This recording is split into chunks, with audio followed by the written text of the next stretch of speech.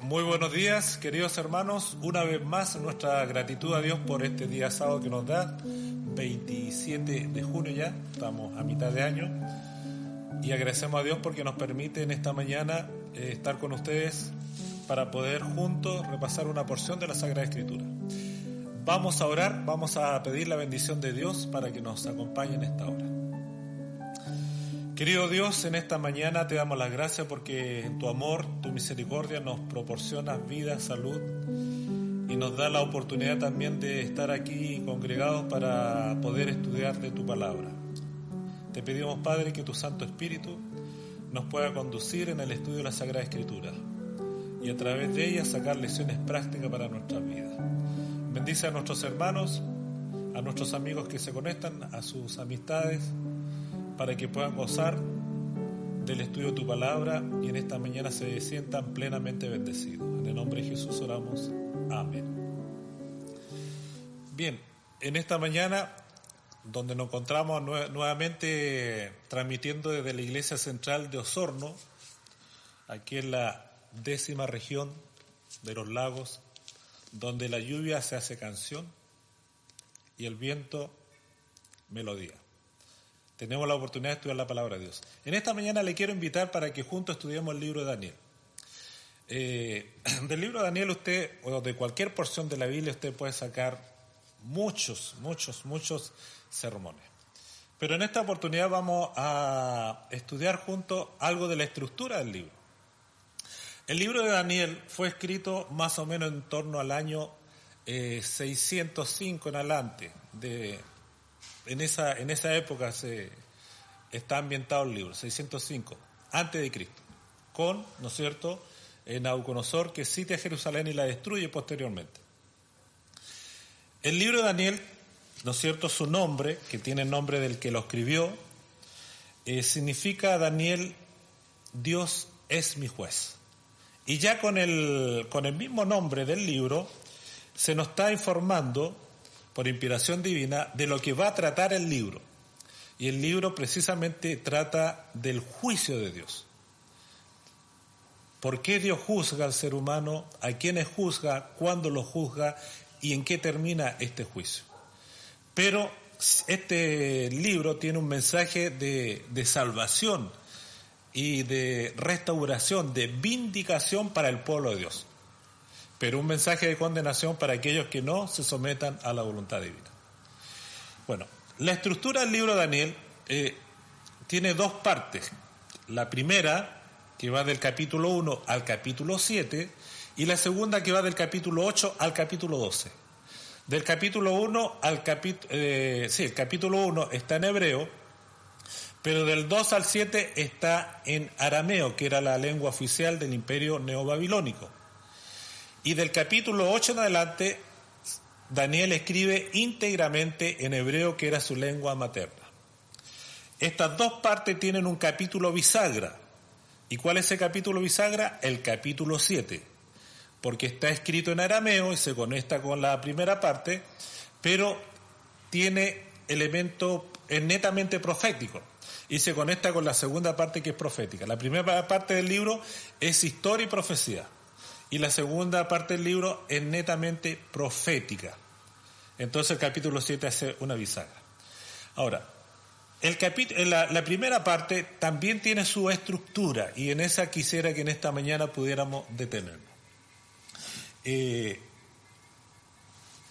vamos a leer un texto base que nos va a servir de meditación en esta mañana, y que está en el libro de Daniel capítulo 4, verso 1 y 2.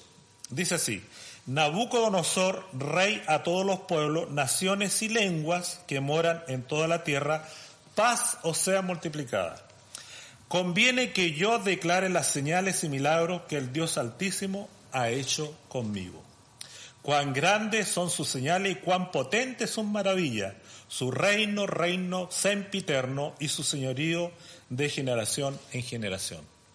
Conviene, dice Nabucodonosor, que yo declare las señales y maravillas que Dios, el Altísimo, ha hecho conmigo. Cuán importante que nosotros, que somos objeto de las maravillas y los milagros de Dios, podamos compartir con otros estas obras maravillosas que Dios hace en favor nuestro. Bueno, en el libro están esas maravillas, para con las personas, pero también para con las naciones y el mundo todo. La primera parte, dijimos, del libro de Daniel, que está en arameo, salvo el capítulo primero, tiene una estructura literaria. Esa estructura es una estructura de quiasmo, y les voy a leer una definición de quiasmo para que podamos comprender esta figura. El quiasmo, dice, es una figura retórica de construcción que consiste en una repetición e inversión del orden de las palabras, y que a veces no solamente son las palabras, sino que también las ideas. Dice otra definición: se trata de un paralelismo cruzado, con la particularidad de que en el caso del quiasmo los elementos que se repiten aparecen primero en un orden y luego en el orden contrario. Vale decir que es como una escalerita de A, que tiene, ¿no es cierto?, escalones. Esta idea se repite acá al final. La segunda idea se repite penúltimamente. Y así va avanzando la idea. Son ideas en paralelo. Y al final tiene un centro. Y eso se llama el centro del quiasmo. Y esa idea es la que resalta.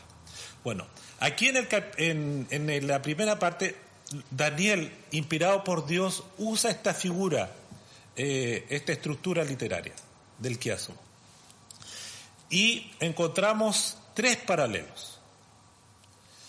El capítulo 2, si ustedes recuerdan, el capítulo 2 nos habla del sueño que tuvo Nabucodonosor, donde aparece una gran imagen, ¿no es cierto?, de 4 metales: oro, plata, bronce y hierro. Y estando lo mejor, ¿no es cierto?, esta imagen, en la parte final, donde se mezcla el barro con el hierro, en la parte final de los pies, dice, aparece una roca no cortada por mano, y cae ¿dónde? ¿En qué parte de la imagen? ¿Se recuerdan ustedes? De acuerdo al texto capítulo 2, cae al final en los pies y derriba esa imagen, y de ella surge un gran imperio. ¿Y qué es lo que la Biblia estaba presentando aquí? ¿Recuerdan ustedes? Estamos haciendo un repaso. Si recuerdan, ahí la interpretación está en los versículos 36 en adelante. Tú, rey, es rey de reyes, porque el Dios del cielo te ha dado reino, poder, fuerza y majestad. Dice, donde quiera que habitan hijos de hombre, verso 38, vete al campo y a ver el cielo, Él lo ha entregado en tu mano. Te ha dado dominio sobre todo, tú eres aquella cabeza de oro. Y después de ti se levantará otro reino inferior al tuyo, y luego un tercer reino de bronce, el cual dominará sobre toda la tierra, y el cuarto reino será fuerte como hierro, y como hierro desmenuza y rompe todas las cosas, desmenuzará y quebrantará todo. Y al final dice, así como viste el hierro se mezcla con barro, se mezclarán por medio de la alianza humana. En los días de estos reyes, el Dios del cielo alentará un reino que no será jamás destruido. ¿Y cuál es ese reino? El reino de Dios. Eso es lo que grafica esta imagen. 4 grandes imperios y el último, un quinto, que es la roca, que es Cristo, va a establecer su reino en esta tierra, al cual usted y yo somos invitados. Ahora, esta misma figura se repite en el capítulo 7, en paralelo. Y en el capítulo 7 habla de lo mismo, pero con otro elemento. Y aquí ya no son metales, sino que son, si ustedes ven, la visión de las 4 bestias. Y aquí el que tiene el sueño es Daniel. León, oso, Medo-Persia y la bestia indescriptible, el cuerno pequeño. Y aquí está hablando precisamente de esos 4 reinos, y al final el Rey de Reyes que viene, que es Jesucristo, para dar el reino ¿a quién? A los santos del Altísimo. Es la misma figura. El capítulo siguiente, que es el capítulo 3, está en paralelo con el capítulo 6. Y aquí encontramos 2 historias que tienen que ver, no son sueños, son 2 historias que tienen que ver con el pueblo de Israel y tienen que ver con personas, con individuos, el pueblo de Dios. El capítulo 3 nos relata la historia de los amigos de Daniel en el horno de fuego, y que ellos por su fidelidad, ¿no verdad?, fueron rescatados. El Señor los rescató, el Señor los protegió. Fueron condenados, juzgados injustamente, pero el Dios del cielo los liberó milagrosamente. Y ese texto está en paralelo con la historia que encontramos en el capítulo 6, donde el profeta Daniel, por causa de su fidelidad, ¿no verdad?, de no orar a otros dioses, si usted recuerda la historia, es llevado o es echado al foso de los leones. Y nuevamente, ¿no es cierto?, el Dios del cielo lo protege. Cierra la fauce de esos leones y Daniel es rescatado, ¿no es cierto?, liberado. Y finalmente tenemos el último paralelo, que es el capítulo 4 con el capítulo 5. Y aquí encontramos dos historias, pero ya no de dos hijos de Dios, sino que la historia de dos reyes, Nabucodonosor, capítulo 4, y su nieto Belsasar en el capítulo 5. Ahora, dijimos que la idea central del libro, ¿cuál es? Recuerden el nombre, Daniel, Dios juzga. ¿Y qué es lo que hace en el capítulo 2 y en el capítulo 7 el Dios del cielo? El Dios del cielo juzga. ¿Y a quién juzga? A las naciones. A estas naciones, ¿no es cierto?, que actuaron impíamente con el pueblo de Dios. Lo persiguieron, lo trataron de destruir. A este pueblo que tenía las verdades para este tiempo.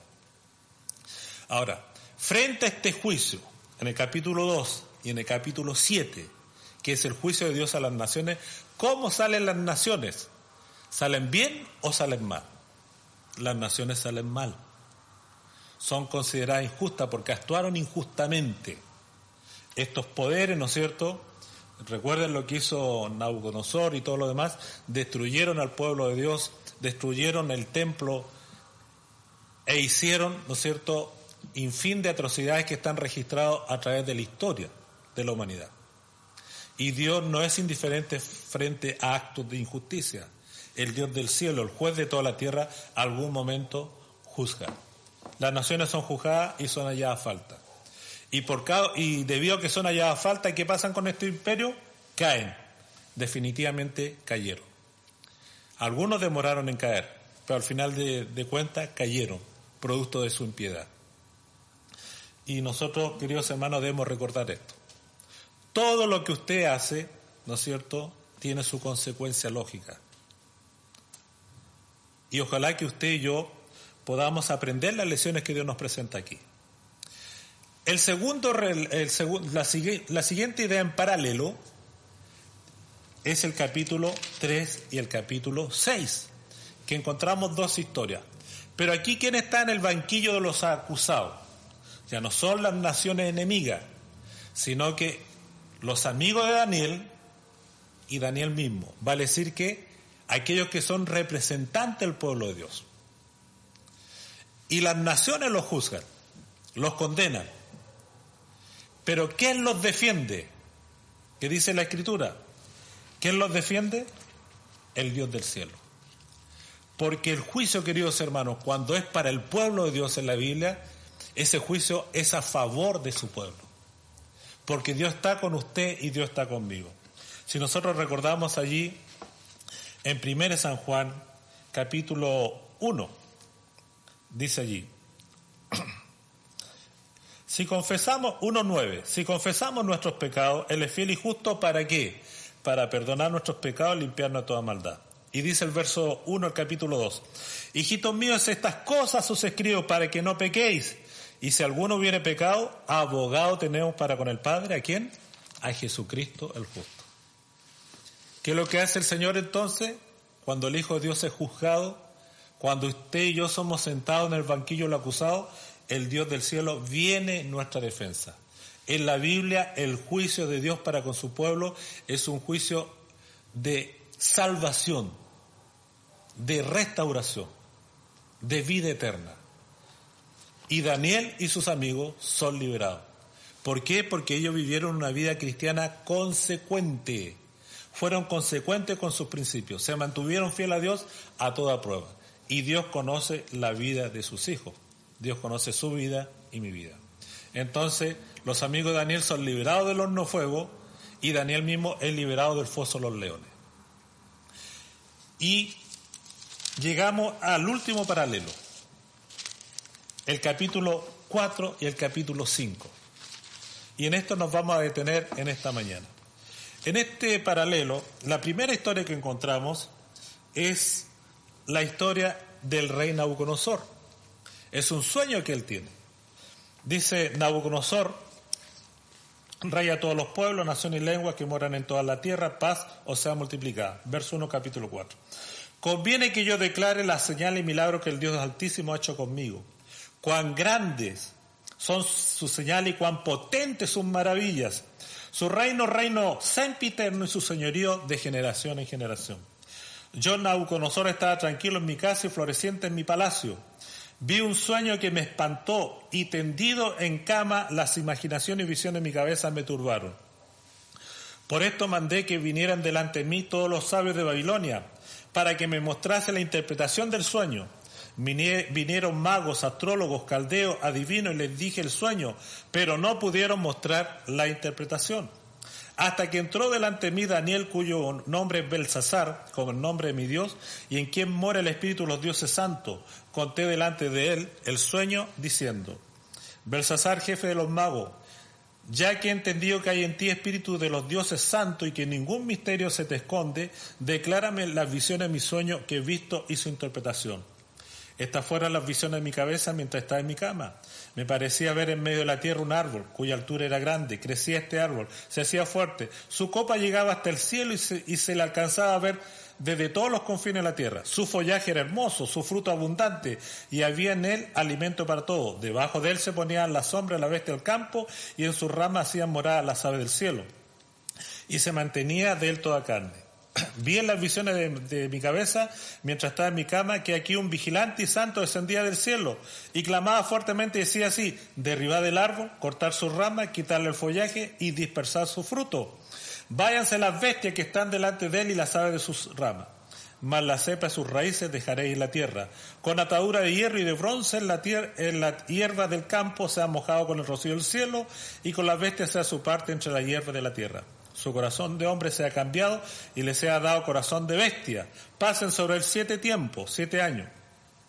La sentencia es por decreto de los vigilantes y por dicho de los santos, la resolución, para que conozcan los vivientes que el Altísimo gobierna el reino de los hombres y que a quien él quiere lo da y constituye sobre él al más bajo de los hombres.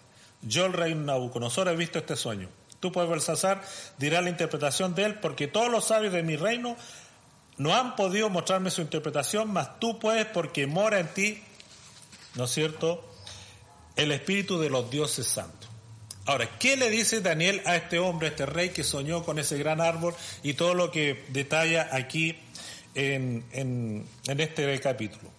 Entonces Daniel, cuyo nombre es Belsasar, quedó atónito, asombrado, casi 1 hora, y sus pensamientos lo turbaban. El rey habló y dijo: Belsasar, no te turbe ni el sueño ni su interpretación. Belsasar respondió y dijo: Señor mío, el sueño sea ¿para quiénes? Para tus enemigos, y su interpretación para los que mal te quieren. Es interesante, Daniel estaba cautivo en Babilonia. Había sido tomado cautivo por este rey que había sido realmente impío. Y este hijo de Dios, Daniel, no quería el mal para él. Cuán hermosa actitud la de Daniel. ¿Qué haces tú con tu enemigo? La palabra de Dios dice que nosotros debemos tener un espíritu de misericordia. Daniel pidió para el rey no que le fuera mal. Sean para tu enemigo, no para ti. Y aquí le relata la interpretación del sueño. Esta es la interpretación, oh rey, y la sentencia, el verso 24. Que te echarán de entre los hombres, con la bestia del campo será tu morada, y con hierba del campo te apacentarán como a los bueyes, y en el rocío del cielo serás bañado. 7 tiempos pasarán sobre ti, hasta que conozca que el Altísimo tiene dominio en el reino de los hombres, y que lo da a quien él quiere. Y en cuanto a la orden de dejar en la tierra la cepa de las raíces del mismo árbol, significa que tu reino te quedará firme, luego que reconozcas que el cielo gobierna. ¿Cuál era la clave? Reconocer la autoridad de Dios. Por tanto, rey, acepta mi consejo, tus pecados redime con justicia, tus iniquidades haciendo misericordia para con los oprimidos, pues tal vez es una prolongación de tu tranquilidad. Todo esto vino sobre el rey Nabucodonosor. Al cabo de 12 meses, paseando en el palacio real de Babilonia, habló el rey, sacando pecho. ¿No es esta la gran Babilonia que yo edifiqué para casa real, con la fuerza de mi poder y para la gloria de mi majestad? Aún está la palabra en la boca del rey, cuando vino una voz del cielo, así a ti se te dice, rey, el reino te ha sido quitado, y de entre los hombres te arrojarán, y con las bestias del campo será tu habitación. Y como los bueyes te apacentarán, y 7 tiempos pasarán sobre ti, hasta que reconozca el Altísimo que tiene el dominio en el reino de los hombres y lo da a quien él quiere. En la misma hora se cumplió la palabra sobre Nabucodonosor y fue echado entre los hombres y comía hierba como los bueyes y su cuerpo se mojaba con el rocío del cielo. El orgullo de Nabucodonosor lo llevó, ¿no es cierto?, a la locura. ¿Y cuántos años pasaron sobre este rey? 7 años, como se había predicho, ¿no es cierto?, en el sueño. Pero ¿qué ocurre en el verso 34? Mas al fin del tiempo, yo Nabucodonosor, ¿qué es lo que hizo? Alcé mis ojos al cielo y mi razón me fue devuelta. Bendije al Altísimo y alabé y glorifiqué al que vive para siempre, cuyo dominio es sempiterno y su reino por todas las edades. Todos los habitantes de la tierra son considerados como nada, y él hace según su voluntad en el ejército del cielo y en los habitantes de la tierra, y no hay quien detenga su mano y le diga qué hace. En el mismo tiempo mi razón me fue devuelta y la majestad de mi reino, mi dignidad y mi grandeza volvieron a mí, y mis gobernadores y mis consejeros me buscaron, y fui restablecido en mi reino, y mayor grandeza me fue añadida. Ahora yo, dice Nabucodonosor, alabo, engrandezco y glorifico al Rey del cielo, porque todas sus obras son verdaderas, sus caminos justos, y él puede humillar a los que andan con soberbia. ¿Cuál fue el gran pecado de Nabucodonosor? ¿Cuál fue su pecado? La soberbia. Y terminó en locura. ¿Cuántas personas vemos nosotros por la calle?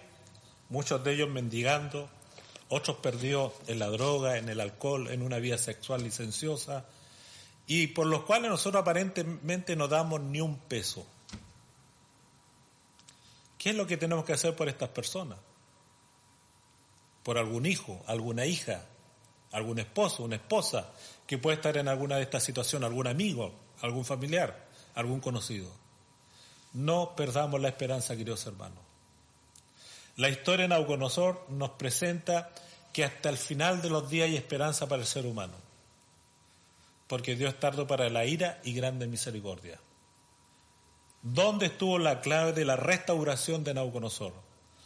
El versículo dice 34, mas al fin del tiempo yo Nabucodonosor, ¿qué hice? Alcé mis ojos al cielo. No importa cuán destruida sea nuestra vida, no importa cuán bajo hayamos caído, lo importante, queridos amigos, hermanos, es que miremos al cielo. Miremos a ese Dios que es capaz de restaurar nuestras vidas. No importa lo que ha hecho el alcohol, la droga, la música, en fin, lo que sea, que te tenga allí destruido. Mira a Cristo. En Él hay salvación. En Él hay restauración. Si nosotros recordamos la idea central del libro, es una idea de juicio. Y aquí, ¿quién es juzgado? Aquí no es juzgada una nación, no es juzgado un pueblo, ya sea el pueblo de Dios o un pueblo impío. Aquí está sentado en el banquillo del acusado una persona. Esa persona, ¿cómo se llama? Nabucodonosor. Y si nosotros analizamos la vida de Nabucodonosor y todo lo que acá se menciona y vemos la historia, ¿Nabucodonosor era bueno o era malo?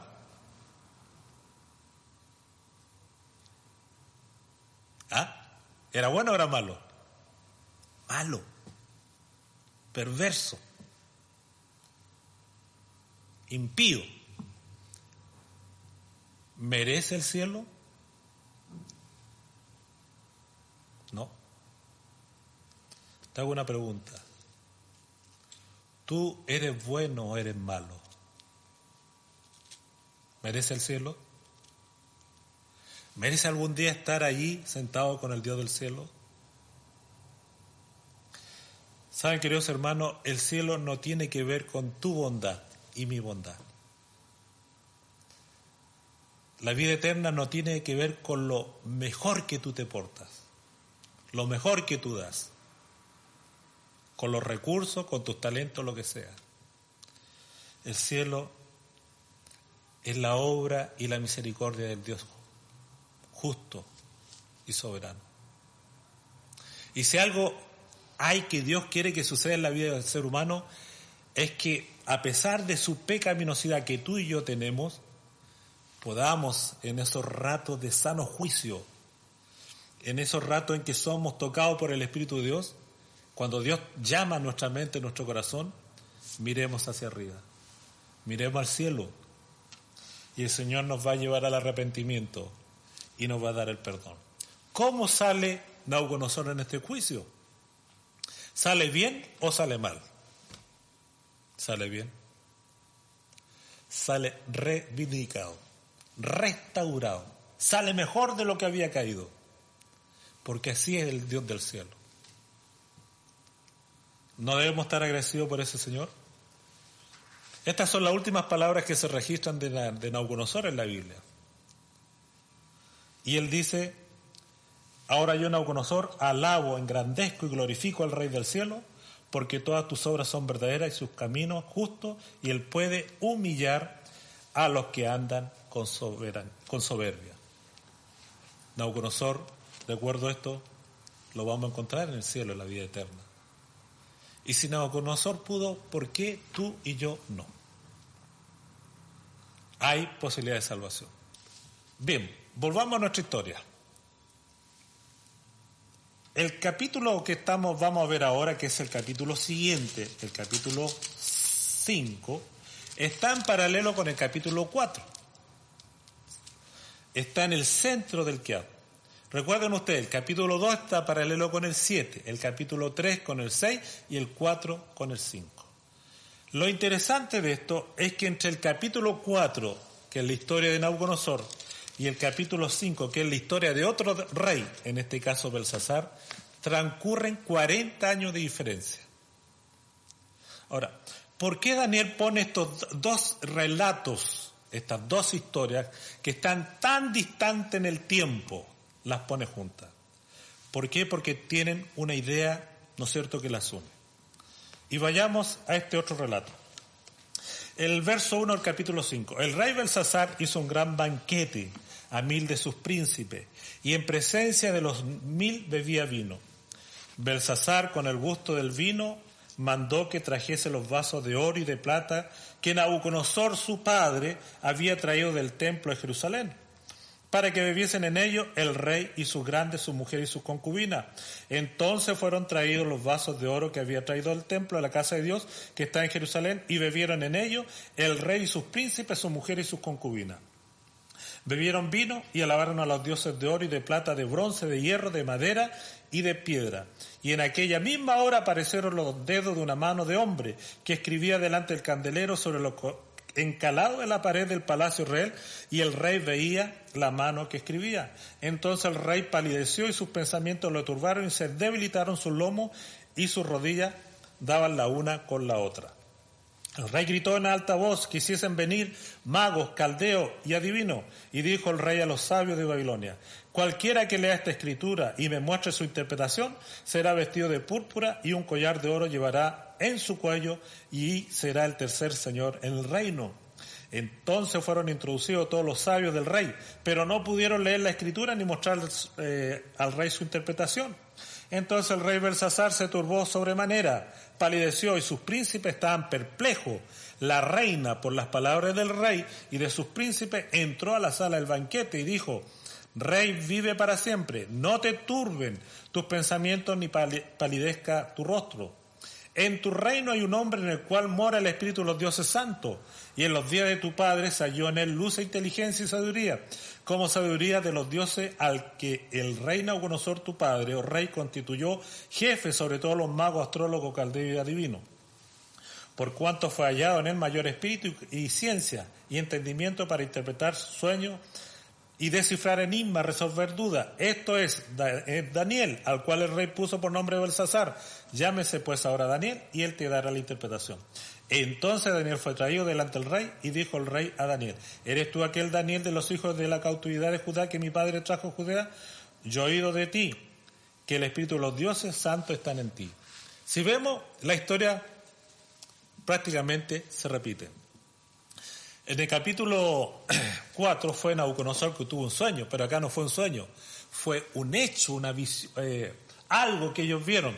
Imagínense en ese tremendo salón que debe haber tenido de altura unos 10 metros más o menos, en lo encalado, arriba en la pared, aparece una mano y dibuja, ¿no es cierto?, unas palabras.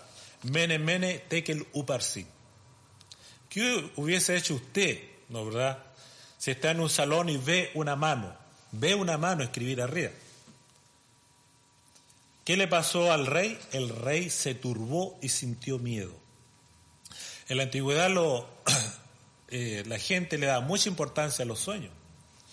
Y los sueños tenían que ser buenos augurios para el rey, porque si le daban mal augurio, el rey mataba al que le decía que el sueño era malo. Pero Daniel no tenía problema en eso. Él se atreve a decirlo porque está haciendo la voluntad de Dios. Entonces dice, Daniel respondió y dijo en el verso 17, tus dones sean para ti y da tu recompensa a otro. Leeré la escritura al rey y le daré la interpretación. El Altísimo Dios, oh rey, dio a Nabucodonosor tu padre el reino y la grandeza, la gloria y la majestad. Recuerden ustedes que en hebreo y en arameo no existe la palabra abuelo ni nieto. Existe la palabra hijo y padre. Y se refieren ya sea al nieto, al bisnieto, al abuelo, al tatarabuelo, lo que sea. Lo mismo en el aspecto femenino. Y mucho tiempo se puso en duda este relato de Belsasar porque no había evidencia histórica. Pero se encontró, la arqueología habla en favor de la Biblia, se encontró que precisamente Belsasar era hijo de Nabonido, nieto de Nabucodonosor. Por lo tanto es un personaje histórico. Y agrega, el Altísimo Dios, oh rey, dio a Nabucodonosor tu padre el reino, la grandeza, la gloria y la majestad. Le recuerda lo que pasó en el capítulo anterior. Y por la grandeza que le dio, todos los pueblos, naciones y lenguas temblaban y temían delante de él. A quien quería mataba, a quien quería daba vida, engrandecía a quien quería humillaba. Mas cuando su corazón se ensoberbeció y su espíritu se endureció en su orgullo, fue depuesto del trono de su reino y despojado de su gloria. Y fue echado de entre los hijos de los hombres y su mente se hizo semejante a la de las bestias y con los asnos monteses fue su morada.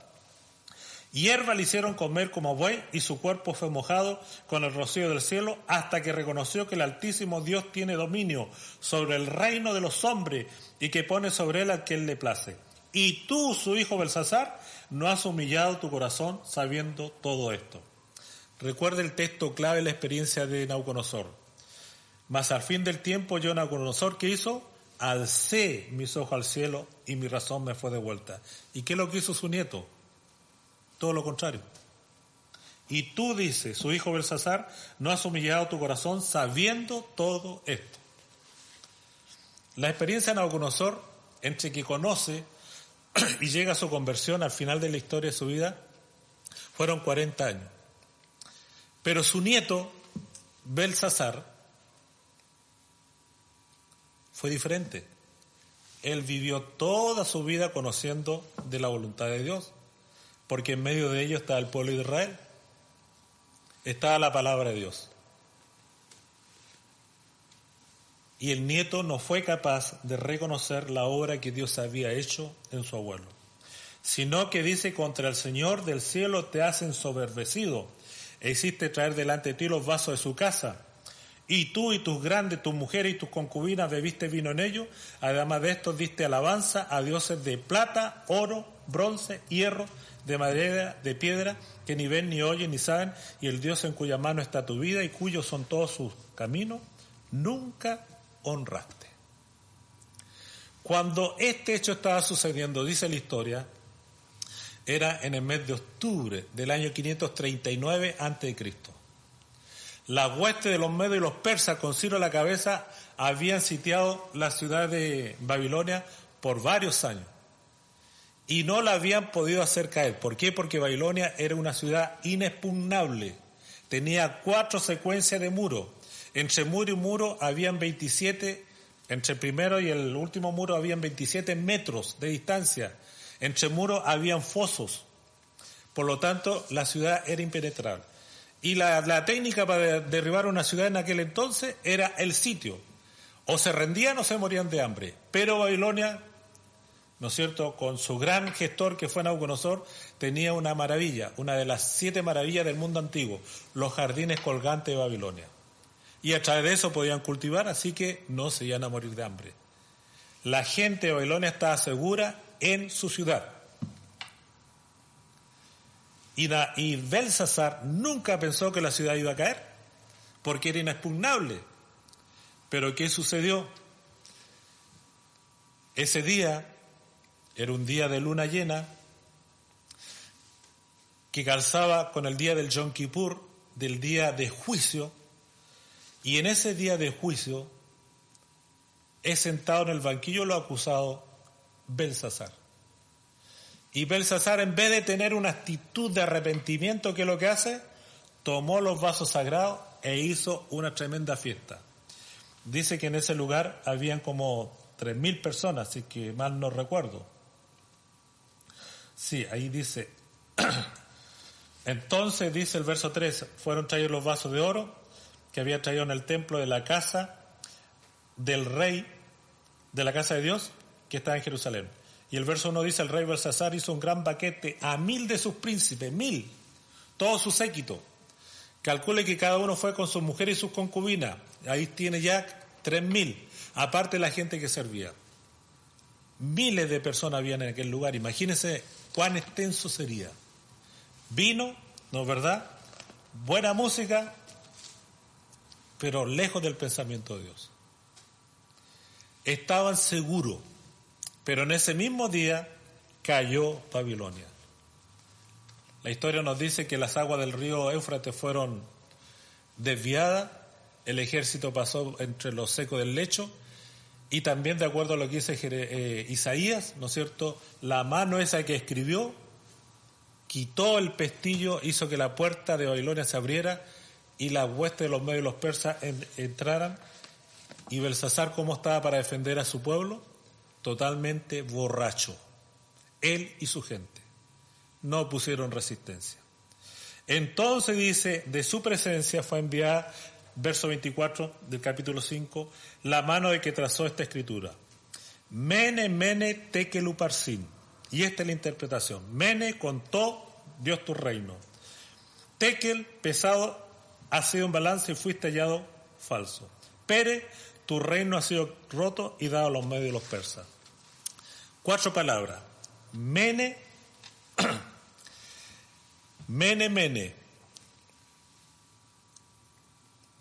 Contó, contado, contado. Eso, así está en el tiempo verbal. Contado, contado. Tekel, pesado. Pérez, quebrado. Contado, contado, pesado, quebrado. Pero Daniel le da la interpretación. ¿Y qué pasó? Mene, mene. Contó Dios tu reino. Fue sopesado. Y es interesante, ¿cuántos menes se mencionan? 2. ¿Por qué 2 menes? Porque Belsasar era corregente con su padre, Nabonido.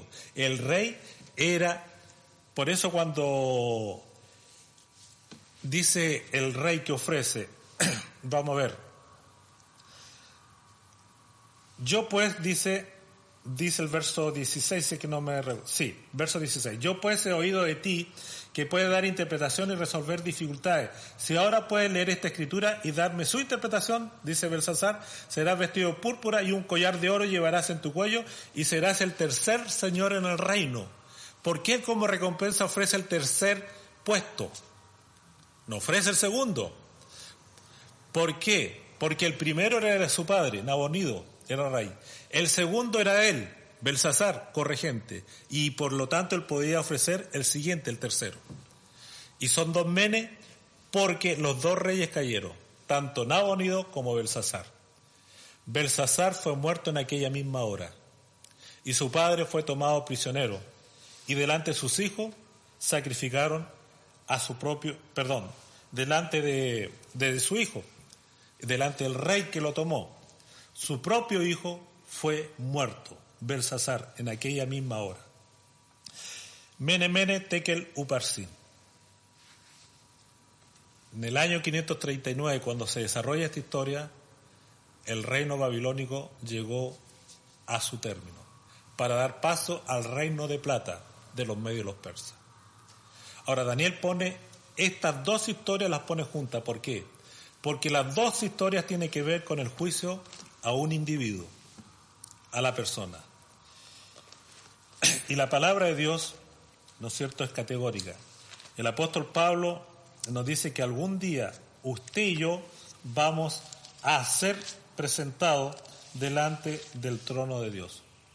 Todos vamos a ser juzgados. Ninguna persona va a escapar del juicio. Ahora, en este juicio de estas dos personas, Nabucodonosor y Belsasar, ¿cuál de los dos era bueno? ¿O cuál de los dos era mejor? ¿Cuál de los dos merecía la salvación? ¿O cuál de los dos merecía el perdón? Ninguno de ellos. Eran culpables. Eran impíos. Pero ¿qué marcó la diferencia? Si ustedes se dan cuenta, Nabucodonosor sale restablecido. Pero su nieto Belsasar, ¿qué pasó con él? En aquella misma hora dice el relato que murió. ¿Por qué uno sí y el otro no? Porque uno miró al cielo y el otro no se humilló. La palabra de Dios es categórica. Dice la Sagrada Escritura: el que se humillare, el que procede del arrepentimiento, alcanzará perdón y salvación. Y el Dios del cielo nos va a juzgar algún día. Esta historia nos muestra que más que juzgar Dios a naciones, a pueblos, el Dios del cielo le va a juzgar a usted y me va a juzgar a mí, de acuerdo a lo que nosotros hemos hecho con nuestra historia, con nuestra vida. Y puede que tu historia no sea la más correcta, puede que mi historia no sea la mejor, pero independientemente de esa historia, queridos amigos, el Dios del cielo nos da oportunidad. Todo aquel que a mí viene, yo no le echo afuera, dice el Señor. El cielo se va a llenar de personas no correctas, o podríamos decir que no tengan falta. La palabra de Dios nos dice allí en el Salmo, y con esto no estoy propiciando que cometamos falta, porque el Señor quiere que usted viva una vida correcta.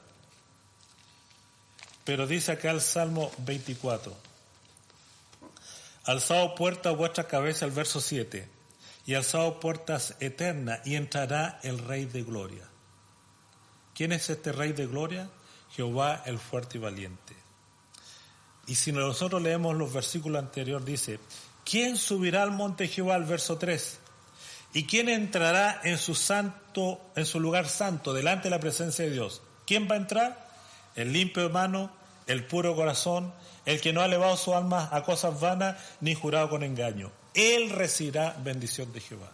¿Usted es limpio de mano? ¿Es limpio de corazón? ¿Nunca ha tenido un mal pensamiento en su corazón, en su mente? ¿Siempre ha orado correctamente? Si nosotros somos sinceros en lo más íntimo de nuestro ser, nos vamos a dar cuenta que no cumplimos esto. Todos tenemos algo de qué arrepentirnos. Pero ¿quién entrará? Dice el versículo 7: alzado puerta eterna, alzado vosotras puerta eterna, y entrará ¿quién? El Rey de Gloria. ¿Quién es este Rey de Gloria? Jehová el fuerte y valiente. Alzado puerta vuestras cabezas y alzado vosotras puerta eterna, y entrará el Rey de Gloria. ¿Quién es este Rey de Gloria? Jehová de los ejércitos. Él es el Rey de la Gloria. Él es el justo. Él es el único que no ha cometido falta. La palabra de Dios es clara: no hay justo ni a un uno. Si usted y yo queremos entrar algún día al reino de los cielos, va a ser posible en la medida que nosotros miremos a este Rey de Gloria, a este Cristo que vino a este mundo a dar su vida por usted y por mí. Nabucodonosor y Belsasar fueron juzgados. Ambos tuvieron la misma oportunidad. Uno se arrepintió y el otro no se humilló. Uno tendrá vida eterna y el otro perecerá para siempre. Ahora, más que pensar en Nabucodonosor y en Belsasar, pensemos nosotros. ¿Qué es de usted y qué es de mí? Dios quiere que usted alcance vida eterna. La palabra de Dios nos dice que Dios tiene preparado un cielo nuevo y una tierra nueva, donde no va a haber tristeza, enfermedad, injusticia, no va a haber dolor, no va a haber llanto, no va a haber muerte, no va a haber pecado. Dios tiene todo eso preparado para usted y para mí. Pero ¿de qué depende que usted y yo algún día entremos en ese reino de gloria? Que nos tomemos firmemente la mano al Dios Todopoderoso. Que aceptemos a Jesús como nuestro único Salvador y que le demos la oportunidad a Él de restaurar nuestra vida. El problema, queridos amigos, no es pecar, porque todos somos pecadores. El problema es no arrepentir. ¿Usted ya se arrepintió de su falta? ¿Acudió al Señor? Si usted tiene alguna falta en esta hora que le atormenta, algún error, alguna práctica pecaminosa, algún vicio, el alcohol, la droga, la infidelidad, una vida sexual licenciosa, el ser deshonesto, el ser un mentiroso o cualquier otra falta que usted se imagine o que esté experimentando, no dude en acudir al Señor. Y si usted acude al Dios del cielo y si usted alza su mirada como Nabucodonosor, usted va a experimentar el perdón que solamente Dios nos puede entregar. El Señor nos juzga y ese juicio Dios quiere que sea para salvación. Pero ¿de qué depende eso? De nuestra actitud. Ojalá que nosotros tengamos la actitud, ¿no es cierto?, de este rey impío que hizo lo siguiente. Y con esto termino. Daniel 4. Mas al fin del tiempo yo, Nabucodonosor, alcé mis ojos al cielo y mi razón me fue devuelta y bendije al Altísimo y alabé y glorifiqué al que vive para siempre, cuyo dominio es sempiterno y su reino por todas las edades. Yo, dice Nabucodonosor, engrandezco y glorifico al Rey del cielo, porque todas sus obras son verdaderas y sus caminos justos, y él puede humillar a los que andan con soberbia. Ojalá que Dios, ¿no es cierto?, pueda superar nuestra soberbia y nos ayude a someternos a Él, que es un Dios amplio para perdonar, tardo para la ira y grande en misericordia. Que Dios te acompañe y que Dios te bendiga en tu experiencia con este Dios de juicio, con este Dios de salvación, que quiere lo mejor para ti y para mí. Oramos para pedir la bendición de Dios en esta mañana. Padre, gracias por tu palabra, porque en ella encontramos una fuente de inspiración, un mensaje de esperanza para nuestra vida. Ayúdanos, así como Nabucodonosor, a reconocer nuestras faltas delante de ti con sinceridad, sabiendo que no somos buenos, que somos pecadores, pero también sabiendo que tú eres un Dios que está dispuesto a salvarnos, que lo ha hecho todo para nuestra salvación, para el perdón y para tener algún día el privilegio de estar contigo eternamente y para siempre. Cualquiera sea la condición de lo que estamos en esta hora, escuchando, leyendo, observando tu palabra, ayúdanos a proceder al arrepentimiento y a recibir la paz y el perdón que solamente tú nos das. Te lo pedimos en el nombre de Jesús. Amén.